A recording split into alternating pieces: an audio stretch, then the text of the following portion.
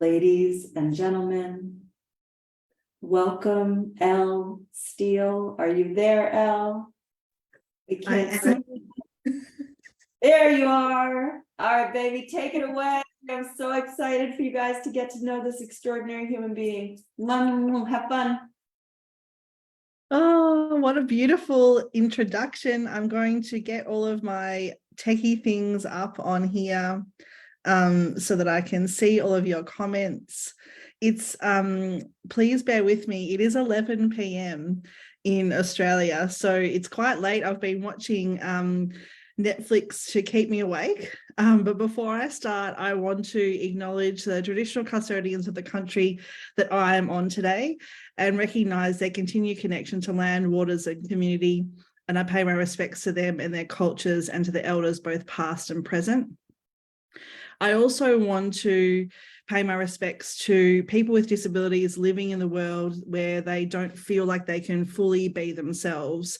I am lucky enough to be doing that. And I have made a declaration and a choice in my life to work towards bringing people with disabilities to the forefront of every community, and hoping that in doing that, we can create some change and some beautiful connection between able-bodieds and people with disabilities. Hello, beautiful Liz. It's so nice to see you. So my name is Elle Steele. It's a bit of a superhero name, which all of my friends tell me, which I think is quite funny, but I'm also kind of cool with it. I was born with a disability called arthrogryposis multiplex congenita. And that essentially means that my muscles and my joints don't fit properly together. I have things called contractural joints, so I can feel every single bit of my body moving all the time. Sometimes I've got ligaments, sometimes I don't. Sometimes ligaments are really tight, sometimes they're really loose, and it just kind of depends on how your body has formed, in that 9 months that you move into your human body. And I was a really angry kid. I was so confused about why my body was different to anyone else's body, because I didn't know anyone else in the world with a disability. And I absolutely took that pain out on my family. And I was very reactive and aggressive. And I was just this really broken little girl who didn't understand why the world didn't accept me for being me, when it seemed like everyone else was allowed to kind of go about their day and do their thing. One of my first memories of not fully being accepted was when Mum told me that when she tried to enroll me in the local primary school with my big sister, who is an able-bodied, doesn't have a disability, the teachers there formed a committee to try and stop me going to the school. And the reason behind that was that they didn't think that they could support me in my disabled body. Even though I could walk around, I could do most things that other kids could do. It was just that I did it in a little bit of a different way. And so I grew up with this kind of vision, or this understanding that the world was not built for me. And it was a really kind of confusing and crazy time. But over that period, Mum and Dad, my beautiful parents, they wanted to give me opportunities just as much as my sisters did. So they were searching and searching for different ways that I could be part of a community just like my sisters were. And they found a swimming club that was for kids with disabilities. So every Sunday for about 6 months, I went to this swimming pool and I went and swam with a beautiful group of about 5 other kids with varying disabilities: cerebral palsy, limb differences, vision impairment, intellectual disabilities. And I begun to feel like I was part of something. It was this really beautiful kind of moment of me opening myself up to believe that that something maybe was possible for me in my life. And after quite a bit of work and, a bit of talent in the pool, I was lucky enough to be selected to my first Junior National Wheelchair Games, which is like a mini Paralympics. And at that competition, I was fortunate enough, but also I have talent. I had talent. Well, I don't know if I have talent now, but I had talent in the water, and I won 5 gold, 3 silver, 2 bronze medals, the female swimmer of the meet. And I ranked myself in the top 20 and 15 in the world when I was 11 years old for the 50 and the 100 freestyle. It was safe to say that I was kind of on a particular trajectory in my life. I realized that if I set my mind to something and I worked hard at it, that I would be able to achieve really incredible, wonderful things.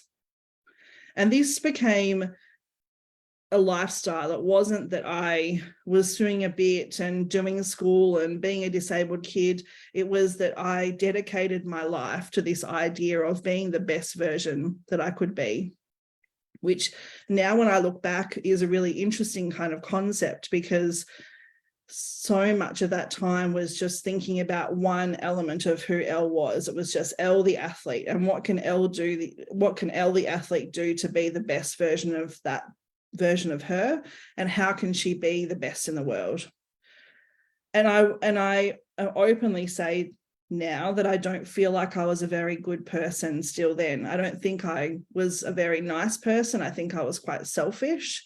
And I wonder if sometimes when you get to the top, or when you need to focus on something like that, that is the way that you have to be. But what I also have noticed in my career now is that you don't actually have to become a selfish person in order to change the world or to create beautiful change in your life. It was just this particular viewpoint that I had of the world. So at 17 years old, I was lucky enough to compete at the Sydney 2000 Paralympic Games. I qualified in the 400 freestyle, and it was this incredible experience of great achievement with an undertone of lackluster, because you're continually told the whole time, oh, it's just another competition. It's just another competition. You don't need to really worry. Don't worry about it. You just feel like it's another day. And so it took me a really long time as in 20 years, to actually realize that going to the Paralympics was an incredible achievement. And I think back, and I'm going to obviously go into different parts of my story now, but so much of that time was wasted because I believed what other people thought about me, and I believed what other people told me was the way to think about things, or was the way to behave in the world. I was told to be humble instead of celebrate myself. I was told to not think of anyone else and just focus on the race. And I really regret that 20 years not kind of being able to sit back and think, well, actually, I put in all those hours. I swam that 70 to 100K a week. I damaged my body in so many different ways to be the best. And so over this period of time, when I was kind of in my early 20s to kind of heading to my 30s, I began to start to think about different ways that I could think about myself and my disability in the world. And I started to notice that when I went out in the world, when I felt like I was a disabled person, and this energy of less than, a person with a disability is less than, because the world basically told me that, weird things would happen to me. People would say really inappropriate things to me. I would be told on the dance floor of a nightclub by a random person that if they were in my situation, they would have killed themselves. Or I wouldn't be given job opportunities because people would make assumptions that I could or couldn't do things just by looking at my body, but without asking about my double degrees that I was studying for. And it was such a interesting moment when I thought, what if I could go out to the world as Elle, and I could put my disability over here for a bit and not think about her? What if I could separate my personality and just go, I'll just hang over there for a bit. I just want to go out into the world and be a beautiful 25-year-old woman that no one makes any judgments about. And so I did that for about 5 years. And it was horrible, because I didn't realize that this beautiful body that I'm in, this conduit that I come into the world in to create controversy, was actually one of my beautiful superpowers. And so over the period of that 5 to kind of 7 years, I began to tap really deeply into mindset and spirituality and my healing abilities, and remembered all these other beautiful stories I'd had as a child and all these beautiful moments that weren't related to disability. At 7 years old, Archangel Michael came to me and told me that he was going to be one of my teachers. And I'll never, ever forget how big his hand was and the light that was in the room as he was telling me this. But the next morning, as a little 7-year-old does, she goes and tells her parents, and they're like, well, that can't possibly be true. So that kind of dream was shut down. And the unicorns that I could see running around the playground at school, or the beautiful shimmering lights of the different spirits or people's auras that I could see when I told people that I could see them, was shot down again as a kid. So I'm so grateful for the moment that I realized I could tap back into Elle, and Elle as this beautiful disabled woman, because my body creates this incredible healer in me, because I can feel so much more than the average person. And the athlete creates this beautiful, incredible healer in me, because I can feel so much more than the average person. I feel when my body begins and ends, and when I tap into someone else's energy, I feel where your body begins and ends. And so this created this whole massive change in my life. And I realized that I could actually choose what I wanted to have happen. And so when I think about Future Her, and I think about this conference and all the incredible speakers that we're going to listen to over the next couple of days, I think about, what can we take away from what they're saying? Can we take away that, oh, that doesn't really resonate with me, but if it doesn't resonate with me, why? Or if it does really resonate with me, what action am I going to do to be able to take my life to the next step?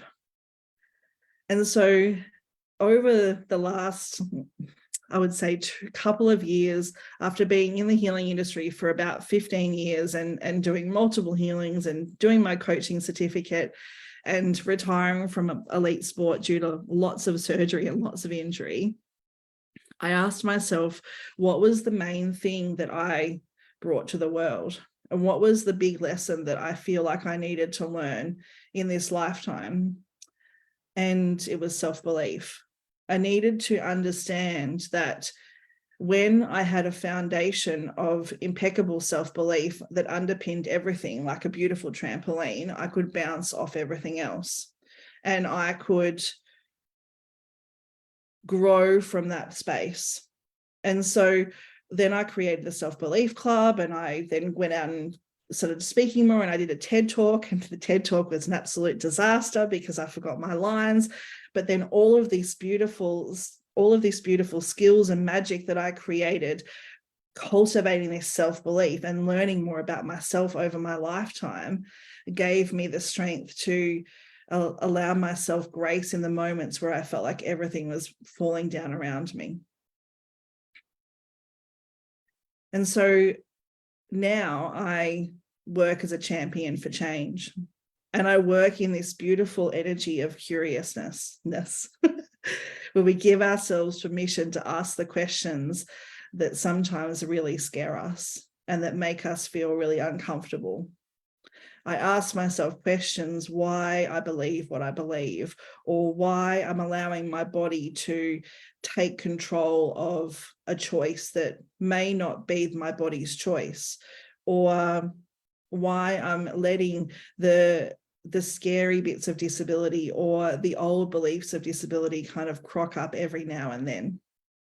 I ask myself those questions because I believe that if you're being a true champion of the world and you're being a true champion of your life, that being able to ask yourself the tough questions and being able to acknowledge that sometimes you're the toxic person in your life will be the most profound change that you'll ever have.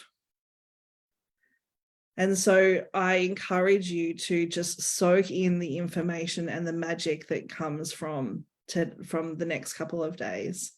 I encourage you to allow this to be a beautiful catalyst for the rest of your life. Because when we lean into these beautiful moments of catalyst and change in our lives, everything is possible. one of the most beautiful catalysts and changes in my life was also one of the most painful awakenings that I've ever had. I was ready to compete for the 2004 Athens Paralympic trials.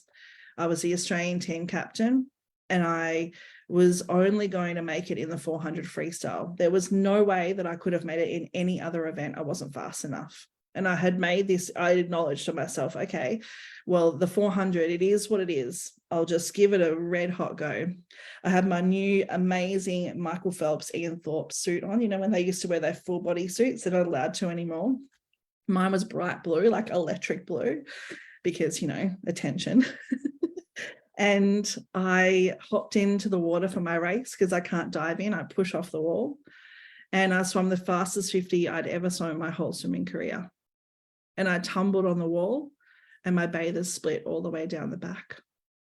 And in that moment, I had to make a decision about whether I kept on going or whether I chose to stop and just let the dream go. And in true Elle style and in true self-belief style, I decided to keep on going. I swam the fastest 100 freestyle I'd ever swum in my life. And it's a time of 1:17.93. I will never, ever forget that. And I kept on swimming as my bathers were done up. The zip was done up at the top and the zip kept on ripping all the way down the bottom of the bathers so that everyone could see everything. And I just kept on tumbling and tumbling for another 7 laps. And when I hit the wall, I looked up at the clock and I realized that I'd missed out on the team by 0.03 of a second. And so not only was I not going to the Athens 2004 Paralympics and being a dual Paralympian, but I was losing my Australian captaincy. I was losing my Victorian Institute of Sport scholarship, my Australian Institute of Sport scholarship, and I would also be losing all this other kind of sponsorship and stuff as well. And it was in a split second that I realized my life was changing. So that night, they announced the Australian team, and I didn't feel like I could really go and listen to that. I wasn't mentally strong enough. And it's interesting, I think back to that moment now, and it was probably not really the greatest move for the Australian captain to remove herself from that situation. I probably should have been there to celebrate the other swimmers, but, you know, I was 22 or something. So life happens, hey. And while the team was being announced, I went to visit my brick at Sydney Olympic Park. My name is engraved in a brick from the Sydney 2000 Paralympics. It's just to the left of the front door of the aquatic centre. And so I went and visited my brick, and I rang one of my best friends, Elle, and I said, I am nothing. I will never amount to anything, because if I am not Elle the swimmer, who am I? I don't know who I could possibly be if I am not this person.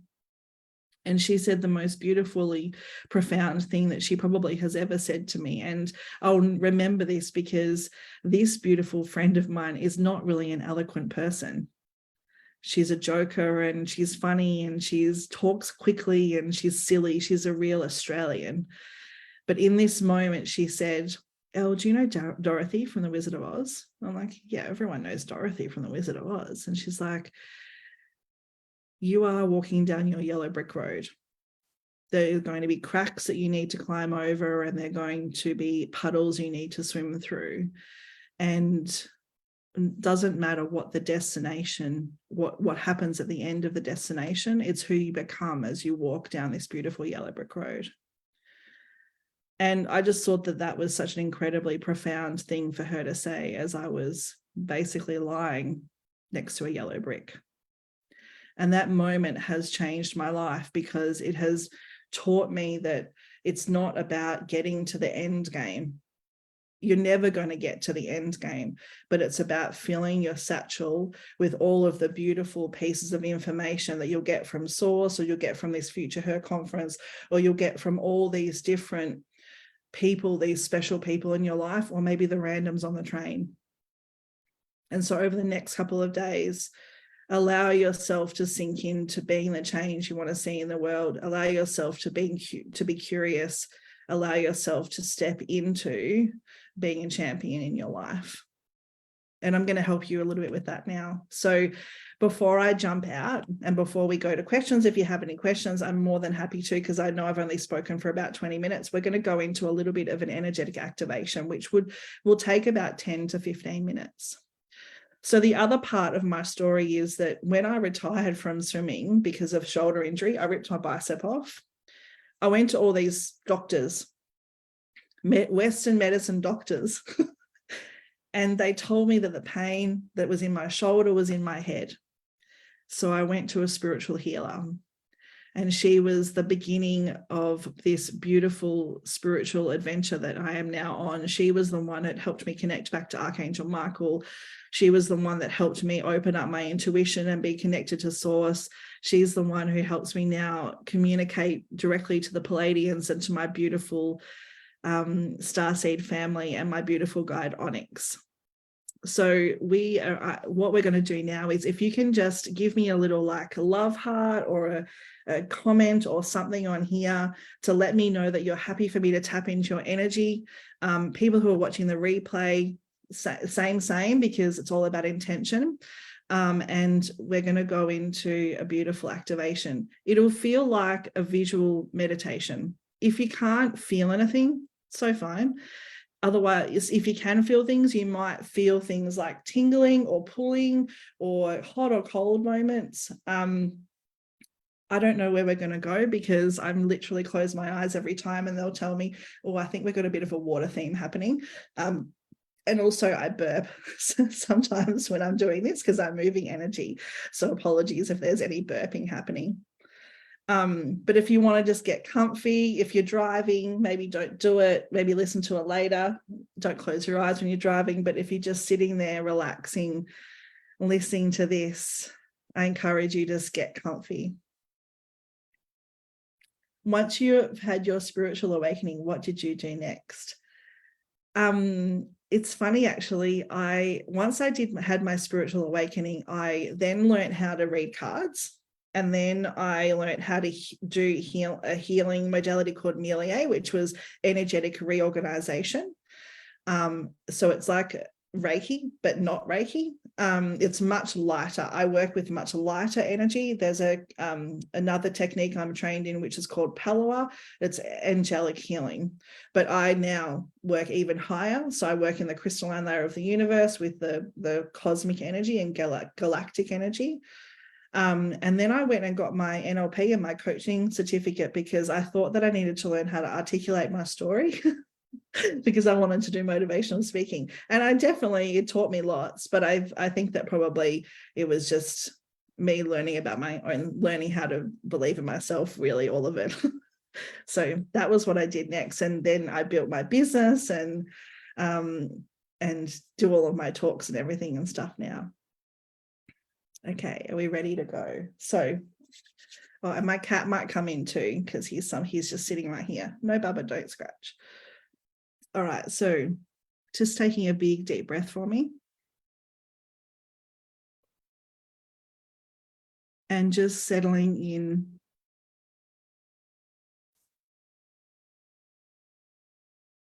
And on the exhale, I want you just to visualize this smoke leaving your body. Just energy leaving your body, whether it's from today, wherever you are in the world. Any heaviness on every exhale just leaves.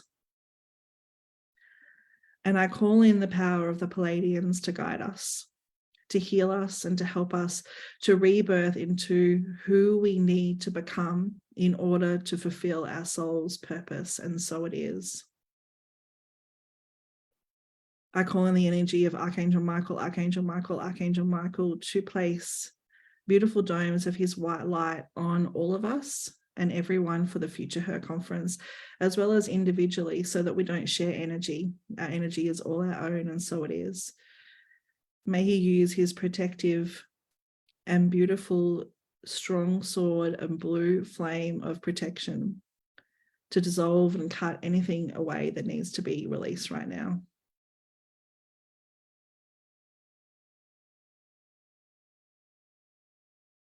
And breathing in again. And on the exhale, I want you to just see yourself. You can visualize, or you can just use your imagination, or just know that you're there. I want you to see yourself on the most beautiful white sandy beach. The sun is warm, but it's not too hot, doesn't feel scorching, and the sand is smooth between your toes. And in this space, you are in a body that feels ease on this beach.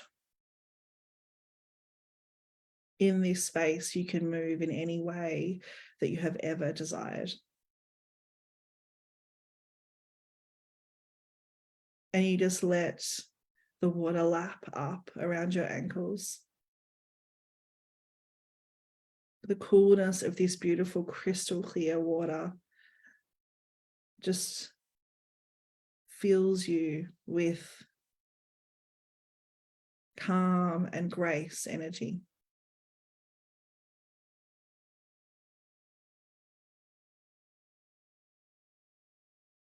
And in this beautiful cove, this is your moment to release all that is not serving you.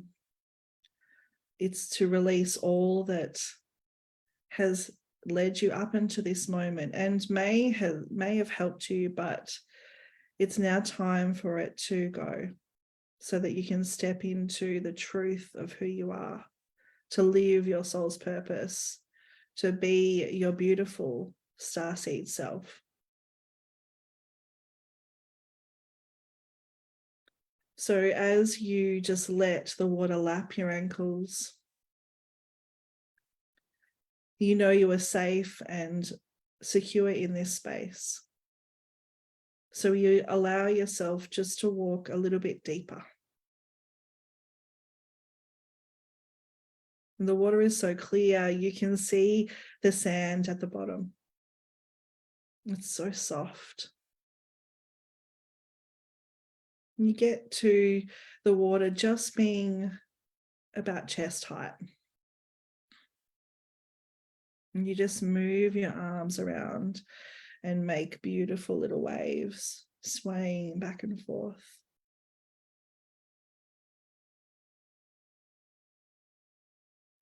And what you begin to notice is that there are all these little strings attached to your body, kind of like little pieces of spaghetti.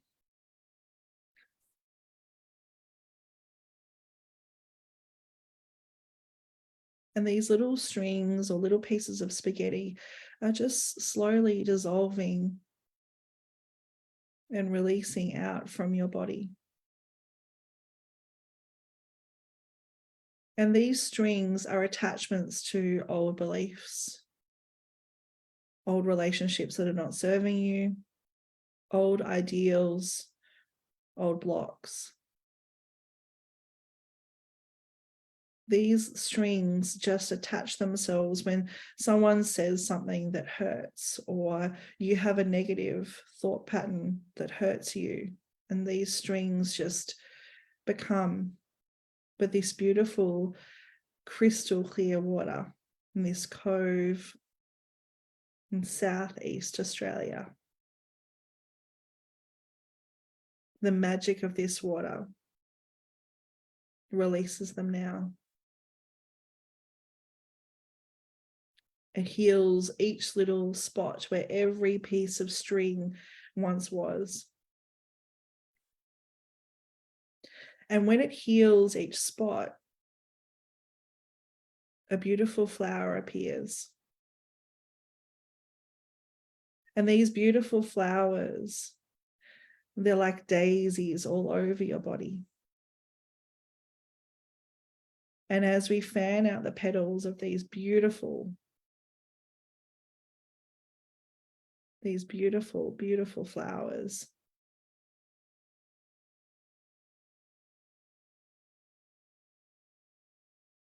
we feel even more powerful in ourselves.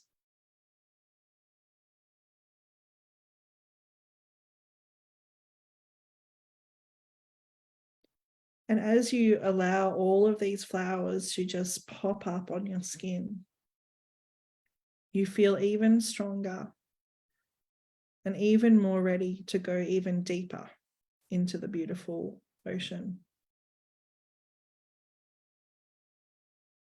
And so, bouncing off the beautiful sand, you dive deeply down into the water. And we know this is magical water, so you can see and you can breathe. And there is coral and fish. And you feel this beautiful pull, as if you're being taken somewhere. Being taken somewhere.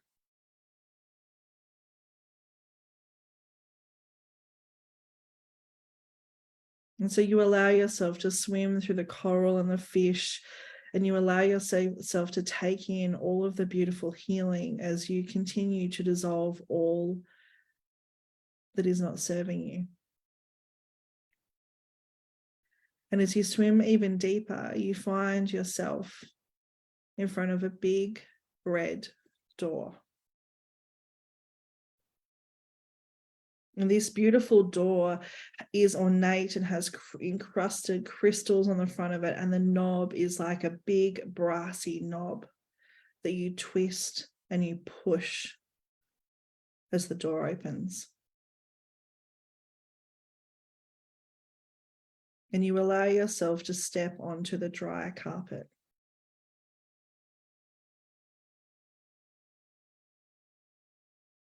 Walking down this hallway,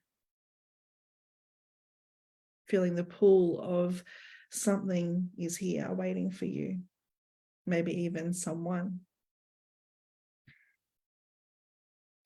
And as you round the corner to the left, you smell the beautiful fire. And you see the beautiful room with the beautiful Chesterfield and the beautiful wooden table in the middle.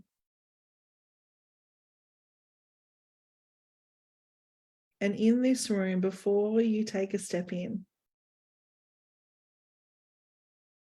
is a spirit guide. This spirit guide has a message for you. And so you can ask them any questions that you want. You may recognize them or you may not. The question could be, what does my intuition need to know? Or what do you have to tell me? Or you can just sit there and let them speak to you. And as I continue to just move and shift your energy, I'm going to let you just be with this beautiful spirit guide for a minute or so. So I'll be back in a second. So go forth and walk into the room.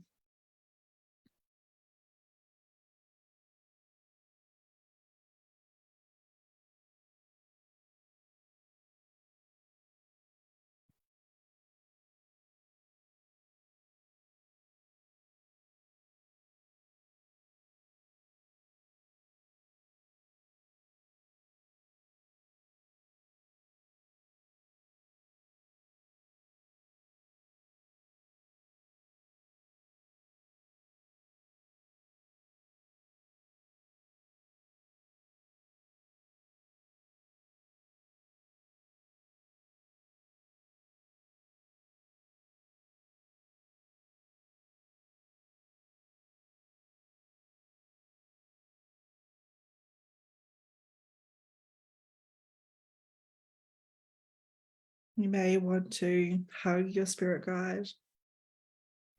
You may want to ask them to come with you. You may want to remember them and remember this space so you can come back at any time.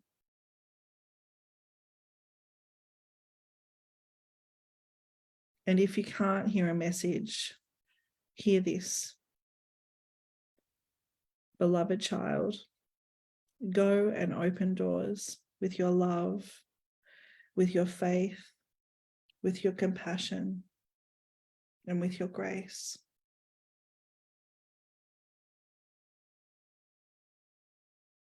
as you slowly walk out of the room and back into the hallway. Feeling the warm, dry carpet under your feet, knowing you're about to explode back out into the ocean, out of this magical dry space. You push the door open and swim back out into the coral, feeling lighter and more expansive than you've ever felt before. Feeling as if you can take in more information and you have more clarity and more understanding of who you be and who you are and what the world and the universe asks of you. As you swim and swim up to the surface, allowing your head to break that beautiful crystal clear water.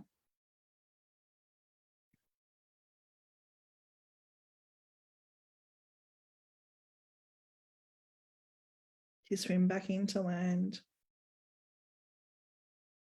slowly walking out of this beautiful healing space back onto the sand. You sit down and just take it all in. You're taking this energy into today, into the room.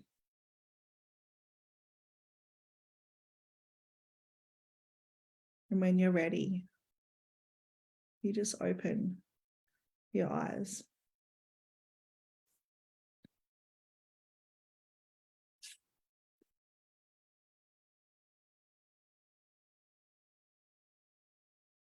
Take a big, deep breath for me.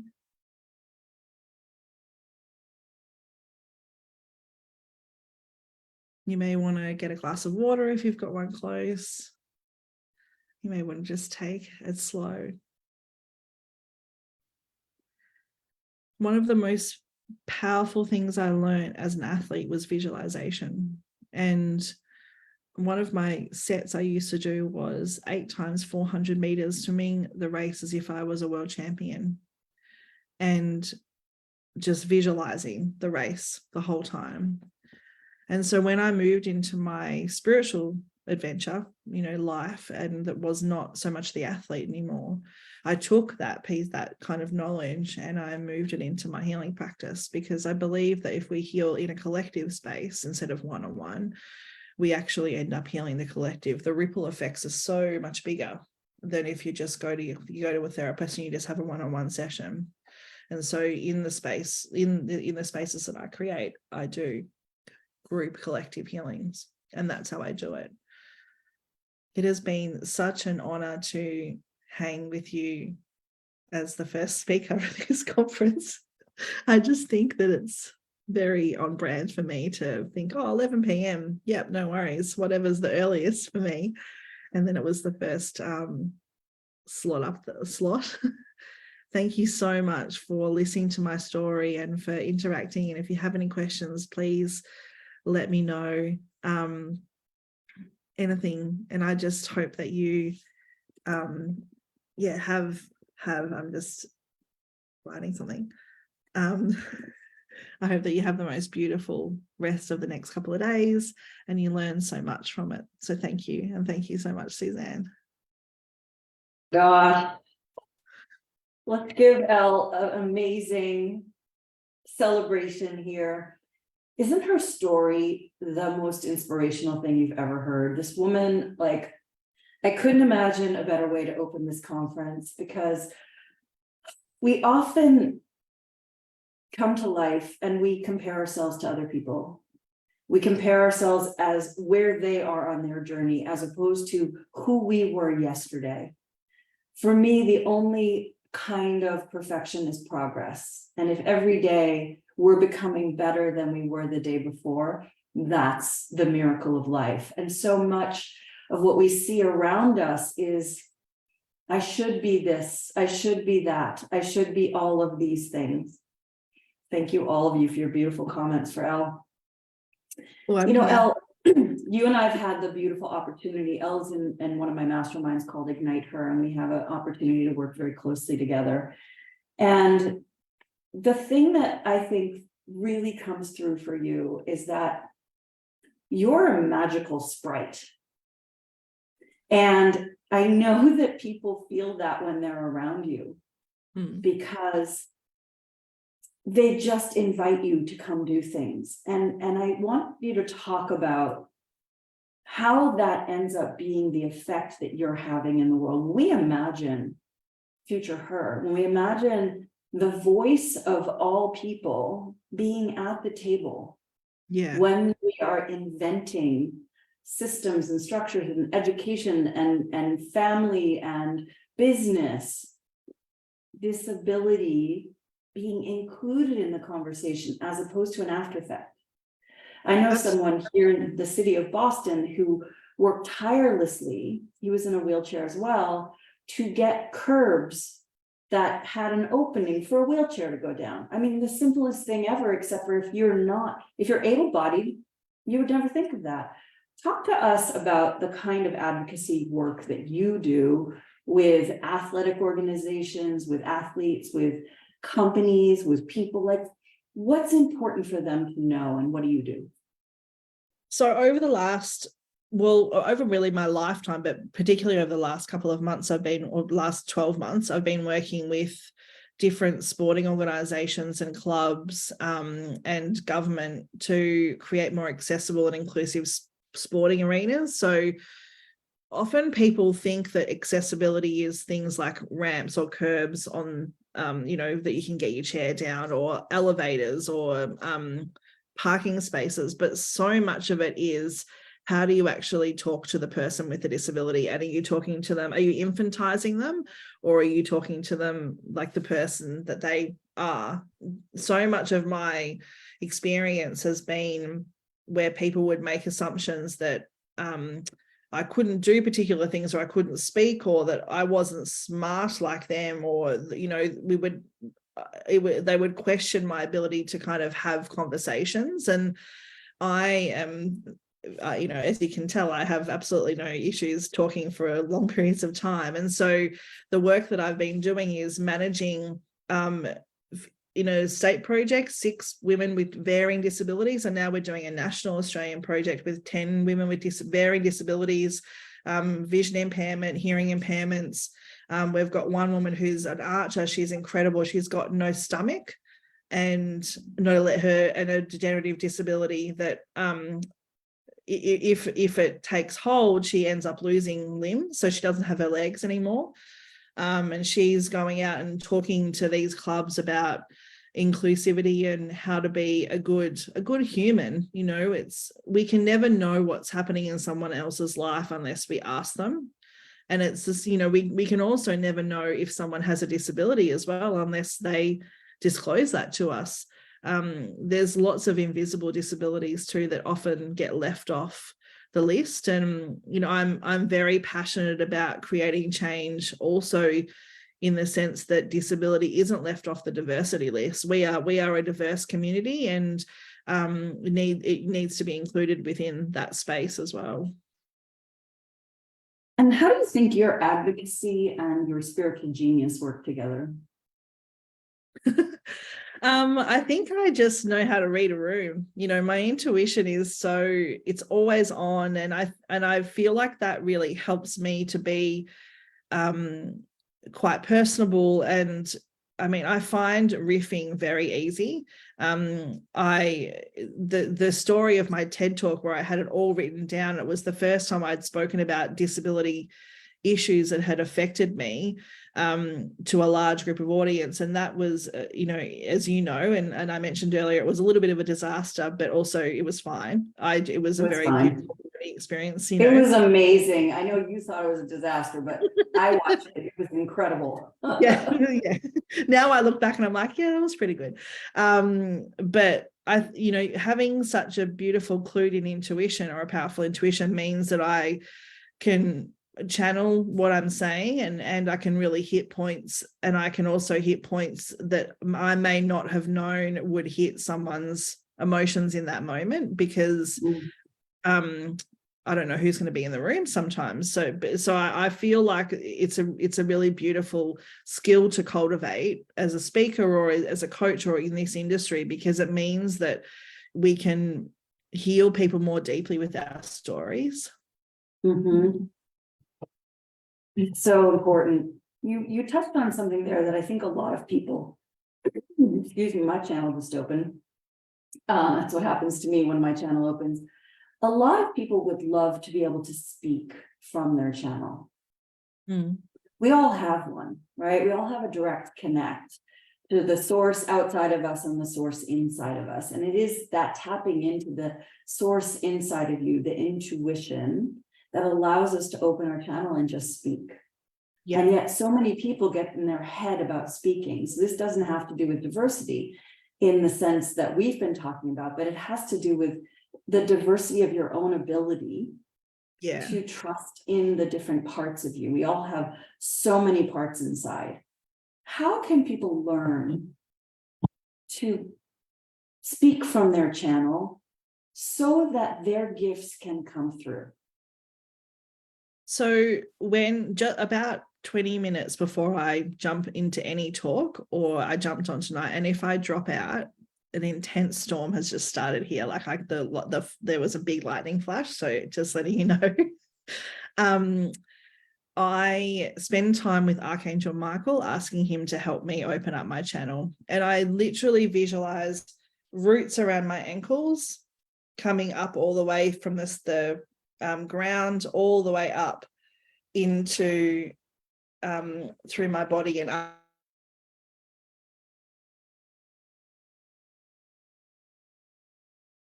Oh no, he said the storm hit, and it looks like it has. Elle, if you can hear me, type something in our chat so I know that you're still there. And if you're not, maybe you can come out and come back in. Let me just see if she's still here. It's so interesting when you're running a global conference. So let's do some cheering right now. Let me know one thing that you learned from Elle's talk. For those of you who are here live with me, and I see there are lots of you, and hopefully she's coming back on right now. Let me know what's one thing that you learned about yourself, about our world, about inclusion, about sport, about the competitive spirit. Tell me one thing that you have learned during this talk. I'd love to see your comments. And I'd love for us to continue, even if Elle can't manage to get back on. So we'll see what happens with her. And I just want to say this because I think this is important for the entire conference. We have people all over the globe. And if we have people all over the globe, it means that we're dependent on internet all over the globe, which is why it is my deep, great hope that next year we do this in person. Future her in person. What city should we be in? Where do you think we should be for the official first in-person Future Her? Well, I would love to know. LaDavia answered the question I asked. Our healing process is so much stronger as a collective. Oh, that is a beautiful reflection. Thank you for sharing that. Hilda says, thank you for such a beautiful light. Hello, Shamika. So much gratitude for you and your light. That's for Elle. Come to Utah. I love it. The more I learn to accept this body I am in, the more I can help others. Shamika, girl, that is it. And I think I know that you're in a wheelchair as well. And I think what Elle shows us is that the acceptance of what is, the acceptance of who we are, the acceptance of exactly where we're at. That's the vestibule of now. That's what I call the vestibule of now. The ability to truly accept that and know that who you are is exactly who you're meant to be in this life. I love that for you, and I love that for all of us. So it looks like Elle might not make it back on. And so if, oh, look, she just got back. Look at me. Yay, hold on.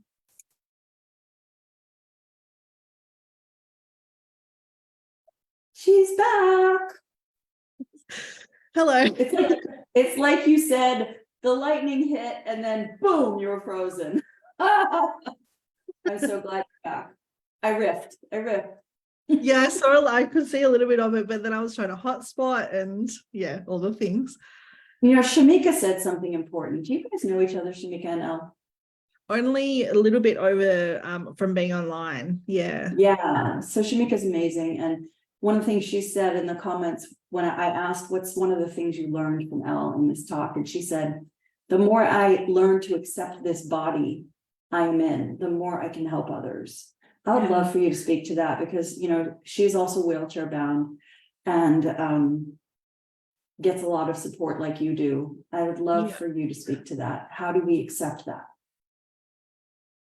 It's such a big adventure. I have learned to accept my body over probably only the last maybe 10 years in all truth, its demise. So when I was young, I got my first wheelchair when I was 7. And I could walk around really quite easily. And I mean, for example, I didn't take my wheelchair to the closing ceremony of the Paralympics. That's how much I could walk around. And people wouldn't even really realize that I had a disability.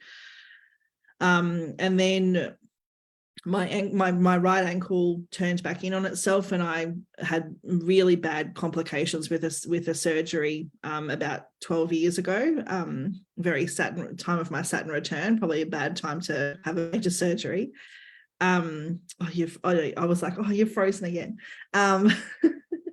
And then I had both my knees replaced and learned how to walk again, or each time I had those surgeries.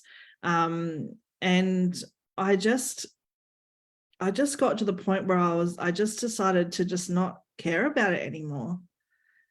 I was like, well, this is my life. So I can either be angry about my body, and I can be angry and be really a reactive person and still be that person that I find even confronting for myself, or I can make this a game and I can be playful and I can be silly and I can, you know, I've got this vision of me and my little sister, who is one of the most hilarious people I've ever met in my life, walking through the hospital where I'm on a walking frame, and she's like stolen a walking frame from someone, and she's like pretending that she's a patient in the hospital too. And we're walking around because when you have your knee replaced, you have to stand up the next day.